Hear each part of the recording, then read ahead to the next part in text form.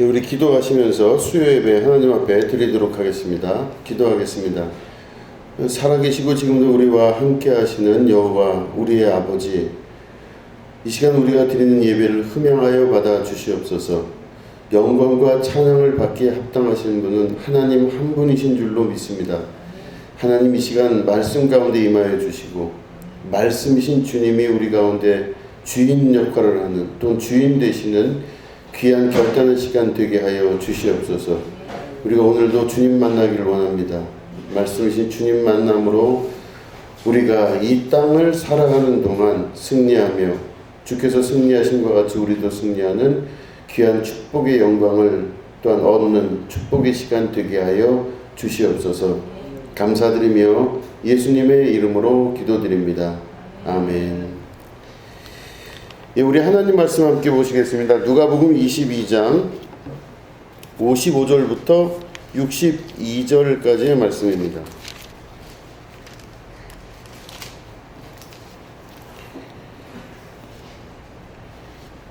누가복음 22장 55절부터 62절까지 말씀을 우리 교독하도록 하겠습니다.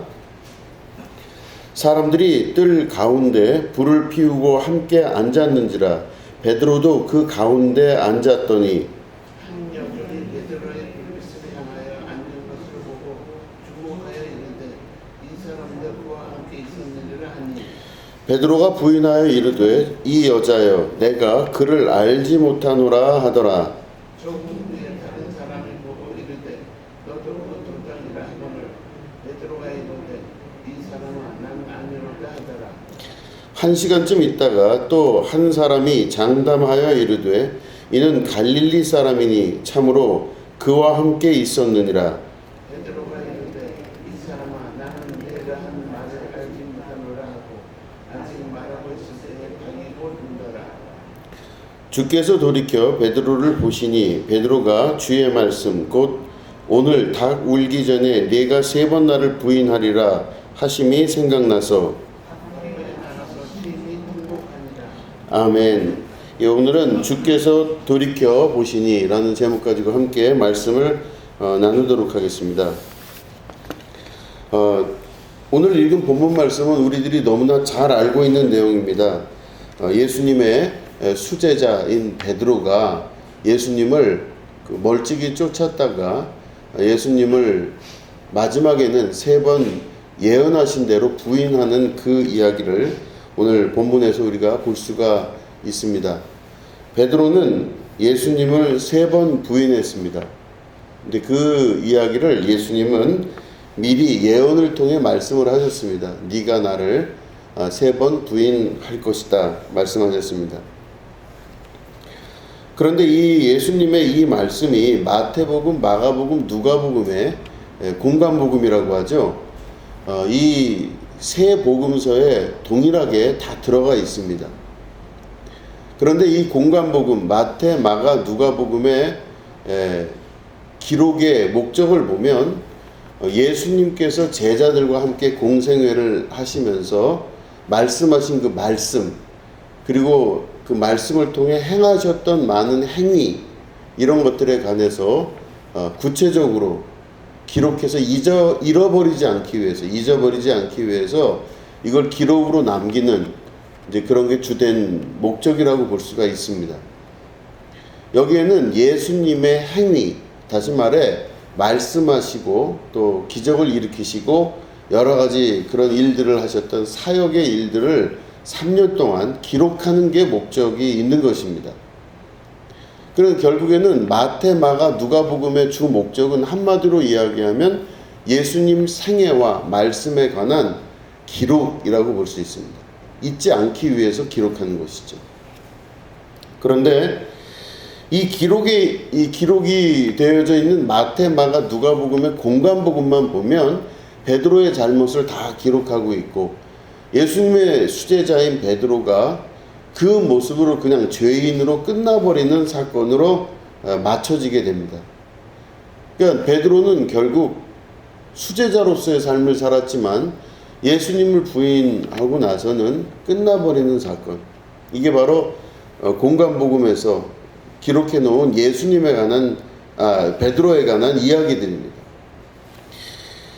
그런데 말씀드린 대로 마태, 마가, 누가복음이 쓰여진 그 연도를 보면 대략 AD 55년에서 AD 70년 정도 사이라고 볼 수가 있다고 말씀드렸습니다.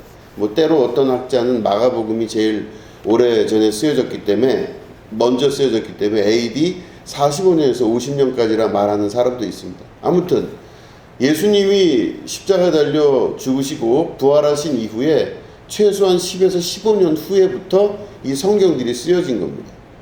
그래서 그때 제자들에 의해서, 기록자들에 의해서 성경이 쓰여지기 시작했는데 마태, 마가, 누가는 그렇게 쓰여졌지만 요한복음은 가장 늦게 쓰여졌습니다. 거의 AD 95년에서 100년 사이에 쓰여진 성경이라고 대부분 많은 신학자들이 추정을 합니다.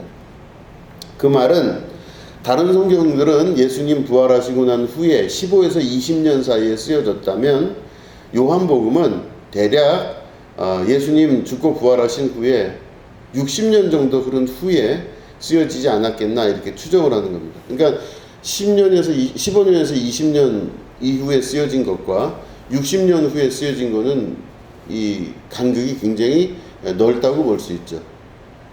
그런데 마태, 마가, 누가복음에는 지금 제가 말씀드린 대로 예수님의 사역과 그리고 예수님의 행하신 모든 말씀 또 사역 이런 것들을 기록하는 데 주된 목표가 있었다면 요한복음은 교회들이 혹은 성경들이 제대로 인지하지 못한 그 사건들을 한 사람이 일목요연하게 정리했다고 볼 수 있는 그런 게 바로 요한복음입니다. 그러니까 요한복음은 예수님을 믿고 우리가 막 교회를 만들고 이제 하는 그런 과정 중에 초대 아주 원시교회가 있었었는데 그 원시교회에서 시간이 지나면서 점점점 예수님 말씀이 왜곡되게 나타나는 거예요. 그러니까 처음에 하셨던 예수님 말씀과 행위들이 그대로 기록되어진 대로 행해지는 것이 아니라 이 교회는 점점 사람들이 모이면서 모양들이 점점점 바뀌기 시작해요.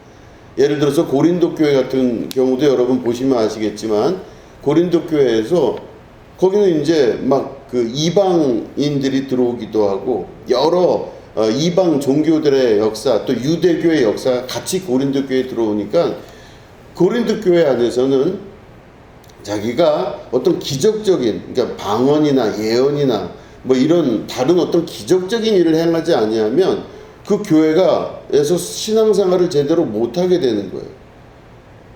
그렇기 때문에 초기에 교회에서 할례 문제, 또 기적과 이적의 문제, 또 방언의 문제, 방언 통역의 문제, 예언의 문제 이런 것들이 아주 복잡하게 작용이 되면서 교회가 맨 처음에 있을 때의 근본적인 교회의 모습하고 같은 모습이 아니라 점점 이상하게 바뀌는 거예요, 교회들이. 그래서 교회 모양이 점점점 바뀌는 것입니다. 처음에 예수님이 말씀하신 그 말씀을 근거로 해서 교회의 역사가 이루어지는 게 아니라 교회들이 각각 사람들의 소견에 오른 대로 모양이 바뀌어지는 것이에요. 그게 교회의 하나의 전통인 것처럼 문화인 것처럼 또 예수님 말씀인 것처럼 쭉 이어져 내려오는 오류가 있었다는 겁니다. 그 오류에 대항하기 위해서 사실은 사도 바울도 계속해서 고린도 교회에 권면하고 갈라디아 교회, 에베소 교회 모든 교회에 계속 권면하는 것입니다. 그렇게 하지 말아라는 것이죠. 그래서 막 교회들마다 그런 문제들이 있기 때문에 이 교회의 문제들이 계속 역사 안에서 바뀌어 갈 때 요한복음이 쓰여진 그 연도가 예수님 부활 승천 이후에 60년 이후라고 말씀드렸잖아요. 이 정도 시간이 지나고 나서 보니까 요한이 바라봤던 그 세계, 요한이 기억하고 있는 예수님의 말씀 이런 것들이 교회 안에서 사라지고 없어진 것을 경험하기 시작합니다. 요한이 이 성경을 집필을 할 때 자기가 다시 한번 바로잡고자 하는 의도가 있었던 것입니다. 교회가 변해나가고 잘못된 걸 바로잡고자 했었습니다. 그래서 그 바로잡고자 하는 의도가 강력한 그 요한의 그 소망이 요한복음을 기록하게 된 주된 목적이에요. 우리들도 경험하지만 교회가 계속 변하지 않습니까? 교회가 맨 처음에 우리가 알고 있었던 혹은 몸담고 있고 혹은 경험하고 있었던 교회의 모습과 점점 시간이 지나면서 다른 교회의 모습들이 바뀌어가고 달라지는 걸 볼 수 있어요. 제가 설교를 통해서 여러 번 말씀을 드렸지만 교회가 기타를 금지했었던 교회입니다. 우리나라의 교회는 기타는 청바지 입고 장발을 하고 다니는 나쁜 사람들이 사용하는 악기예요. 그 기타는 교회에 들어올 수 없었던 악기입니다. 그런데 어느 순간 교회에 기타가 들어오기 시작합니다. 그래서 교회에서 막 찬양할 때 기타 치는 게 아무런 문제가 없게 됐어요. 그 이후에 예배의 형식이 막 바뀌기 시작하면서 찬양 예배가 막 이루어지기 시작합니다. 막 찬양 예배가 이루어지고 거기서 은혜 받은 사람들이 또 선교사로 나가겠다, 목회자가 되겠다 그래갖고 이제 그 결단해서 하나님의 일을 하는 그런 일들이 막 있었는데 요즘은 찬양 예배가 없어졌어요, 많이. 그리고 일부 남아있는 찬양 예배도 그 신학적인 혹은 신앙적인 뜻 안에서의 정말 바른 방향을 이끌고 있냐? 그렇지가 않은 것들이 너무 많이 보여진다는 것입니다. 교회의 가장 근본은 그럼 무엇일까? 그 질문을 저도 계속 스스로 하고 있습니다. 저도 아주 어려서부터 교회를 다녔기 때문에 교회의 진짜 모습은 무엇일까? 어떤 예배가 진짜 예배이며 어떤 교회가 진짜 교회의 모습을 갖고 있을까? 이거를 스스로 계속 질문을 많이 하게 됐습니다. 그래서 그걸 끊임없이 찾게 되고 또 공부하게 되고 하나님 앞에 그걸 위해서 기도하게 되고 그렇기 때문에 그 교회에 대한 관심이 굉장히 지대하게 컸습니다. 그런데 이 교회에 대한 관심이 지대하게 큰 아주 중요한 이유 중에 하나가 뭐냐면 교회가 계속 변하더라는 것입니다. 계속 교회가 변해왔어요. 여러분들도 그 많은 교회의 경험들을 아마 몸소 체험을 다 하셨을 것입니다. 계속 교회가 변해가요. 어떤 교회가 진짜 교회인지는 모르겠어요. 이런 가운데 우리가 교회에 대한 근원적인 생각을 해야 될 텐데 그 입장에서 우리가 그 선자리에서 생각을 해보면 요한복음의 저자인 요한의 마음이 이해가 되는 거예요. 아, 예수님을 본인이 겪었던 예수님과 제자들 그 예수님의 사역이 있었는데 이미 예수님 부활 후에 60년 정도 지난 후에 보니까 교회가 너무 변해 있는 거예요. 그래서 이 변화된 교회 안에서 진짜 예수님의 뜻이 무엇일까를 찾는 작업, 이게 바로 요한복음의 저자인 요한의 의도가 들어가 있는 것입니다. 그래서 요한복음은 다른 성경하고 구별이 돼요. 마태, 마가, 누가복음은 공관복음이라 그러고 요한복음이 들어가면 사복음서라고 이야기를 합니다. 그러니까 요한복음이 들어갔다는 건 그 말은 다른 말로 하면 다른 세 개의 복음은 같은 관점으로 예수님을 보고 기록을 하는데 요한복음은 그 기록된 관점과 시각이 다르다는 뜻입니다. 그래서 하나는 사복음서, 하나는 공관복음 이렇게 구별을 해서 우리가 성경을 읽는 것입니다. 그러니까 요한복음은 다른 성경이에요. 마태, 마가, 누가복음하고는 관점 자체가 다르다는 것입니다. 자, 그러면 이 말씀을 기준으로 봤을 때 지금 누가복음 우리가 본문 읽었지만 22장에 읽은 이 본문의 말씀은 베드로의 실수의 장면이 그대로 노출됩니다. 예수님이 말씀하시기를 베드로가 잘못했다는 거예요. 베드로가 예수님을 부인할 거라는 예언하신 그대로 베드로가 예수님을 부인합니다. 그런데 이 이야기가 요한복음에서는 이 누가복음은 베드로가 부인한 장면까지만 딱 나오고 끝나버려요. 특별한 다른 설명이 없어요. 근데 요한복음은 베드로에 관해서 더 다른 이야기를 부가적으로 하는 것을 볼 수가 있습니다. 자, 보실까요? 우리 한번 요한복음 찾아보겠습니다. 요한복음 18장 요한복음 21장을 보겠습니다.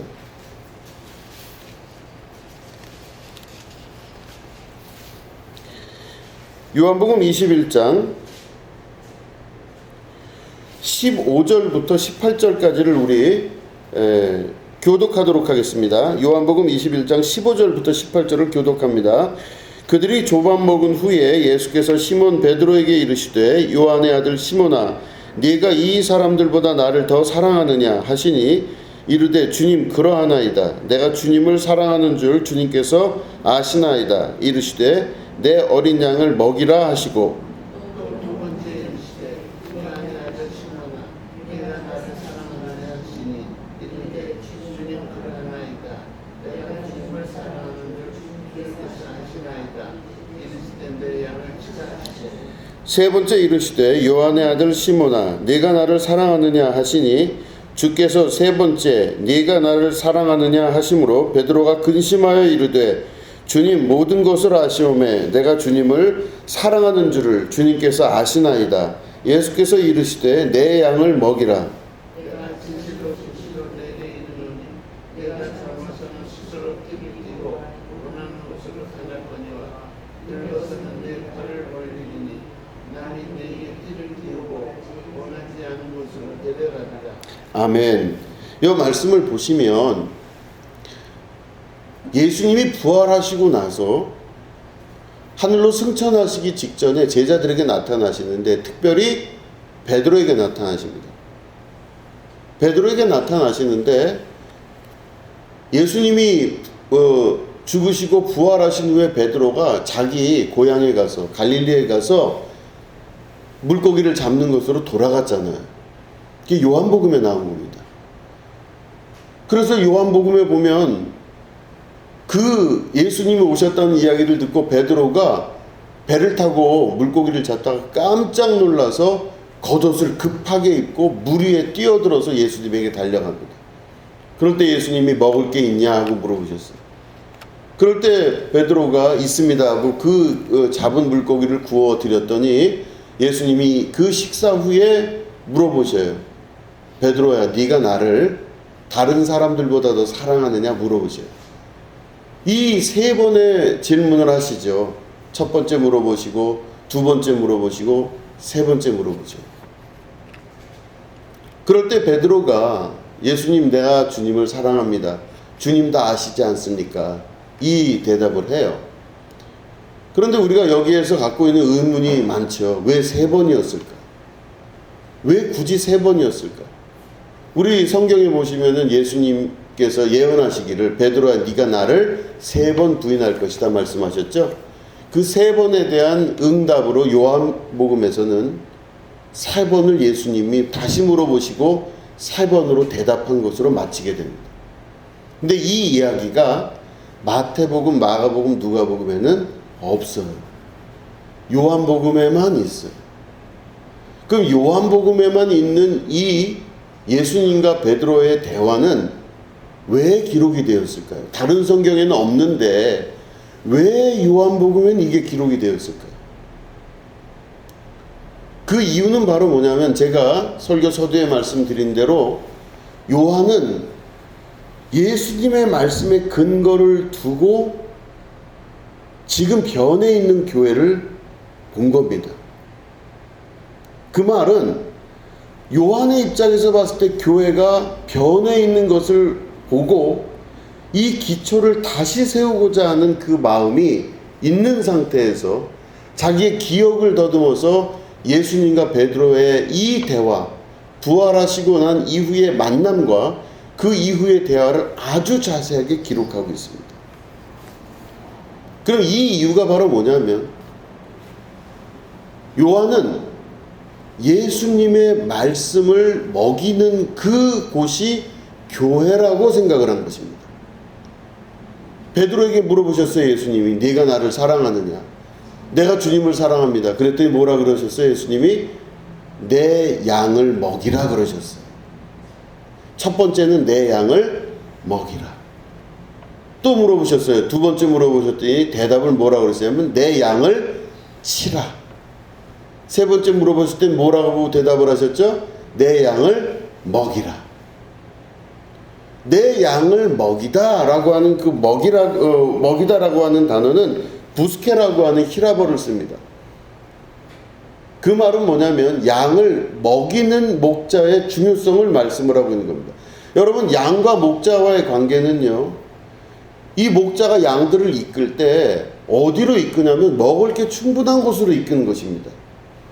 그냥 이끄는 게 아니에요. 양을 이끌 때는요, 목자가 양을 이끌 때는 먹을 게 풍부한 곳으로 이끄는 거예요. 푸른 초장과 맑은 물이 있는 곳으로 양들을 이끌어가요. 그게 누가 하는 거냐? 목자가 하는 거예요. 그럼 목자가 아무것도 없는 사막 같은 데 앉아가지고 양들을 이끌어갈 수가 없는 거예요. 거긴 그렇게 되면 목자가 아니에요. 그거는. 목자가 해야 될 일은 뭐냐면 양들을 맛있는 풀을 여유롭게 먹을 수 있는 곳으로 이끌어 가야 되는 겁니다. 그래서 보시면은 양들을 먹인다는 것은 2번 나왔고, 양을 치라는 것은 1번 나왔어요. 2번째. 양을 친다는 건 바로 뭐냐면요, 양을 치는 거의 구체적인 뜻은 뭐냐면 이끌어 간다는 뜻입니다. 양들을 어떻게 한다고요? 이끌어 가는 거예요. 어디로 이끌어 갈까요? 풀이 많은 곳, 또 풀만 있는 것이 아니라 물이 있는 곳으로 가는 겁니다. 젖과 꿀이 흐르는 땅으로 양들을 이끌어가는 게 바로 예수님의 마지막 유언으로 기록되어진 것. 이게 바로 요한복음입니다. 근데 왜 거기에 베드로가 등장을 할까요?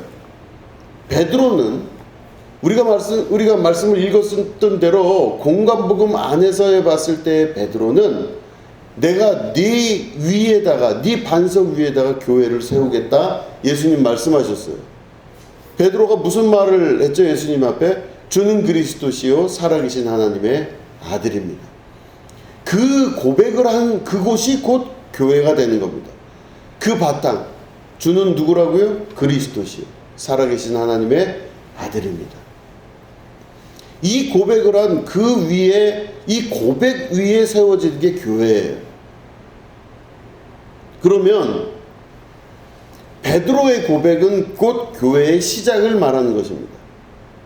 이 베드로의 고백을 통하여서 교회가 시작이 되고, 이 베드로가 여기 등장함으로 말미암아 어떤 역할을 지금 우리에게 말씀하시냐면, 교회는, 또 베드로는 양들을 먹이고 또 양들을 이끌어가는 그 목회의 주된 목적이 바로 뭐냐면 양들에게 먹을 것이 있는 곳으로 이끄는 것이 주된 이 베드로의 목회의 방향이라는 걸 말씀하시는 거예요. 네가 날 사랑한다면 양을 먹여라. 네가 날 사랑한다면 양을 먹여라. 네가 날 사랑한다면 양들을 이끌어가라. 이게 목회예요. 그죠? 그렇게 해서 교회는 바로 어떤 것으로 결론이 맺어지냐, 말씀을 2번 먹이고 말씀이 끊어질 때쯤 되면 다시 양들을 이끌어서 초원, 먹을 것이 충분한 그곳으로 이끌어가는 게 실제 교회의 모습이고 역할이라고 하는 것입니다. 교회는 양들을 이끌어서 양들에게 먹을 걸 주고, 또 먹을 게 부족할 때쯤 또 다른 것으로 이끌어서 또 먹을 것이 풍부한 푸른 초장 가운데로 이끌어가는 것, 이게 바로 목회이며 교회의 주된 목표라고 하는 것입니다. 그렇기 때문에 교회의 가장 중요한 건 바로 뭐예요? 예수님 유언으로 봤을 땐 말씀입니다. 내 양을 먹이라 할 때 그 양들에게 주는 풀은 곧 예수님의 몸 자신, 너희들은 내 몸과 내 살과 내 피를 먹지 아니하면 결단코 하나님 나라에 들어갈 수 없다 그러셨습니다. 내 살과 내 피라는 건 결국은 예수님 자신이에요. 예수님 자신인 그 살과 예수님 피, 그 희생의 십자가의 공로를 우리가 먹지 아니하면 결단코 천국에 들어갈 수가 없습니다.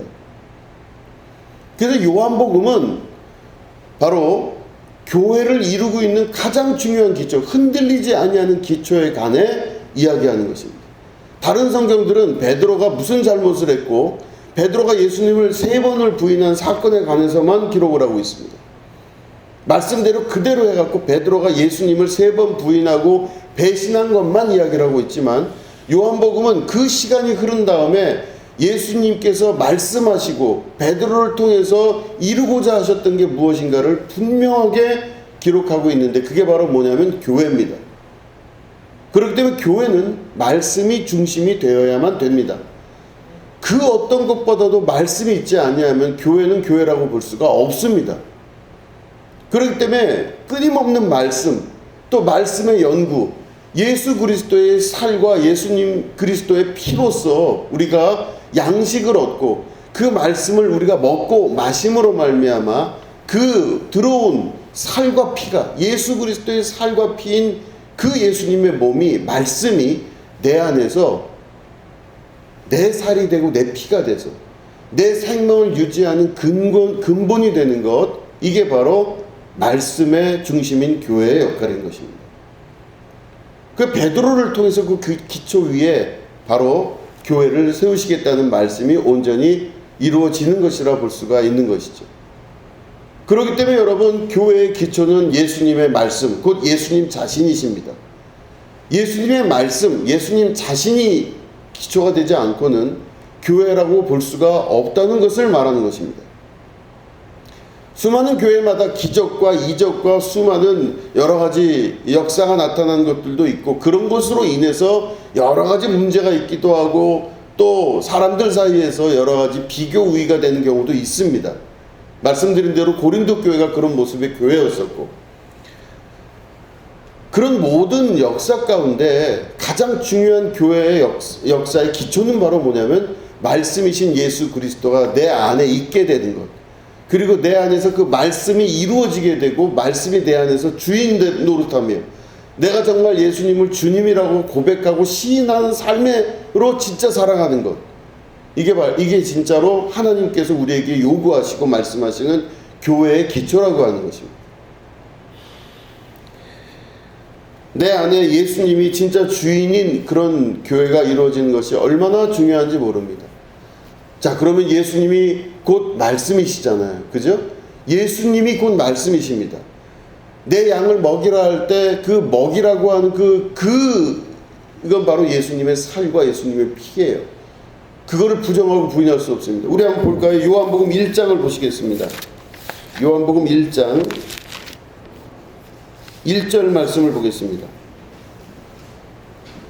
1절부터 우리 3절, 4절까지 같이 읽겠습니다. 1절부터 4절을 같이 한 목소리로 읽겠습니다. 시작. 태초에 말씀이 계시니라. 이 말씀이 하나님과 함께 계셨으니 이 말씀은 곧 하나님이시니라. 그가 태초에 하나님과 함께 계셨고 만물이 그로 말미암아 지은 바 되었으니 지은 것이 하나도 그가 없이는 된 것이 없느니라. 그 안에 생명이 있었으니 이 생명은 사람들의 빛이라. 아멘.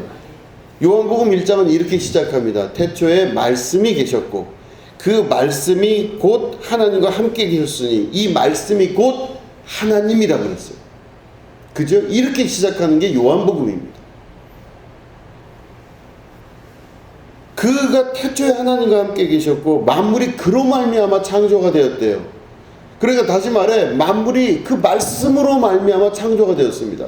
창세기는 그렇게 되었습니다. 하나님이 빛이 있으라 하심에 빛이 있었고 할 때 그 빛이 있으라 하시는 그 말씀이 곧 예수 그리스도신 거예요. 그러니까 그 말씀이 내 안에 계심으로 말미암아 교회가 이루어지는 게 가장 중요한 기초라고 하는 것입니다. 내 안에 말씀이 작용하고 내 안에서 주인 노릇하기 시작하면요, 세상에 있던 모든 두려움과 어려움들이 사라지기 시작합니다. 여러분 보세요. 우리 경험상을 봤을 때는요, 모든 것들이 눈에 막 보이는 것들이 나를 불안하게 하고 두렵게 하고 여러 가지 갈등과 범민을 막 일으킬 일들이 막 많아요. 얼마나 마음이 어수선한지 모릅니다. 그렇지 않습니까? 하루에도 수십 번씩 그런 일들을 우린 경험해요. 그런데 그런 혼란한 가운데 빛이 있으라 하심에 빛이 있었다는 말씀이, 그러면 다시 말해 말씀이 역사하기 시작하면 그곳은 무엇이 되냐면 질서가 잡히기 시작합니다. 내 마음속에 혼란한 마음 가운데 질서가 잡히기 시작해요. 그러면 내가 내 경험 수많은 생각들이 막 나를 힘들게 하고 어렵게 하고 좌절스럽고 눈앞에 보이는 것마다 다 안 되는 것 같고 별의별 생각이 다 나서 괴롭고 힘들어요. 막 버글버글합니다. 이 책을 봐도 저 책을 봐도 텔레비를 봐도 사람을 만나도 다 불안해요. 그러니까 혼란한 거예요. 완전한 혼란의 상태에서 이게 맞는 건지 저게 맞는 건지 하나도 모르겠어요. 어떤 때는 이게 또 맞는 것 같고 저것도 맞는 것 같아요. 그런 혼란한 상태에 있었다가 빛이 있으라 하심에 그때부터 코스모스가 이루어져, 다시 말해 질서가 이루어지기 시작합니다. 하나님의 말씀은 곧 질서이십니다. 그 질서가 생기기 시작하면서 그 기준을 중심으로 해서 하나님의 역사가 내 안에 이루어지는 역사를 경험하게 되는 것입니다. 그게 말씀이십니다. 그 말씀이 내 안에 이루어질 때 그게 교회의 시작이 되는 것이죠. 교회는 사람들의 연합체임과 동시에 내 개인 한 사람 한 사람이 곧 교회입니다. 그 교회의 구체적 정의는 바로 뭐냐면 하나님이 통치하시는 나라가 곧 교회입니다. 하나님의 통치와 하나님의 다스림이 있는 나라, 그곳이 곧 교회입니다. 그러면 여러분 한 분 한 분이 하나님의 통치와 지배를 받으시고 하나님의 여러분 삶과 가정과 모든 것 가운데 개입하시고 역사하시고 지배하고 다스리시고 통치하신다면 여러분 한 분 한 분이 곧 교회이십니다. 그 교회가 유지가 되고 그 교회가 질서를 가지기 시작하는 것, 이게 곧 교회의 시작입니다. 그렇기 때문에 이 말씀을 중심으로 한 베드로에게 질문하고 대답하는 이 과정, 요한복음의 이 과정은 시간이 지난 다음에 변해가는 교회에 대해서 다시 한번 하나님께서 요한을 통해 이거를 각인시키기 위해서 기록한 내용이라 볼 수가 있는 것입니다. 내가 말하는 교회는 그게 아니다. 하나님께서 말씀하시기는 그 교회는 우리들이 생각하거나 우리들이 생각하고 있는 그런 식의 교회가 아니다. 교회는 말씀이 기본이 돼야 된다. 그리고 교회의 기본을 이룰 수 있는 베드로의 역사는 바로 양들을 이끌어다가 말씀을 먹이고 또한 말씀이 부족할 때쯤 또 다른 곳으로 이끌어가 거기서 말씀을 먹이는 일이 가장 중요한, 이게 바로 교회의 역사인 것이다. 그렇기 때문에 교회는 말씀을 중심으로 이루어져야 되고 말씀을 중심으로 내 안에 주인 삼을 때, 하나님 말씀이 내 안에서 주인 되기 시작할 때 그 역사가 온전하게 이루어지는 축복의 역사로 변하게 된다는 것입니다. 그렇기 때문에 여러분 말씀을 의지하시고 말씀을 배우시고 말씀을 마음에 두시기를 축원합니다. 하나님께서 말씀하신다면 그 말씀대로 될 줄로 믿으시기 바랍니다. 혼란한 내 마음속에 질서를 허락하신 하나님의 역사는 말씀으로 이루어지게 됩니다. 그 말씀으로 질서를 이룬 교회, 그걸 통해서 여러분들의 역사가 이루어지며 하나님의 구원의 역사는 완성이 되게 되는 것입니다. 여러분들에게 그런 놀라운 하나님의 말씀, 예수 그리스도, 그 안에서 일어나는 질서, 거기서 일어나는 모든 평안함과 기쁨이 삶 속에서 매일매일 경험하시게 되기를 주님의 이름으로 축원합니다. 기도하겠습니다. 말씀이신 우리 예수님, 우리가 주님을 사랑합니다. 내가 정말 주님을 사랑합니다. 말씀으로 나를 이끄시는 주님, 오늘도 우리를 이끌어서 교회답게 하여 주시옵소서. 말씀이 중심이 되며 말씀이 지배하고 다스리시는 귀한 역사가 일어나게 하시고 우리가 세상 것들과 내 경험과 내 생각 의지하지 아니하고 말씀 의지하고 살 수 있는 주님의 귀한 교회가 되게 하여 주시옵소서. 감사드리며 예수님의 이름으로 기도드립니다. 아멘.